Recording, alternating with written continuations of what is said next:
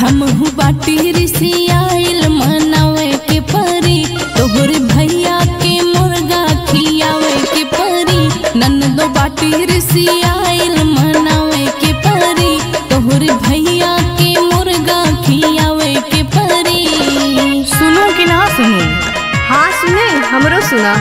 जौन जीव आपन बढ़ाए हो ना एका तू काबू में रखा, ना तो ठीक ना पड़े। केस ना ठीक पड़े तुमसे का मतलब? हम चाहे जौन मंगाई खाई। ठीक बा, तब सुना। हाँ हाँ सुनावा, का सुनाओ थो?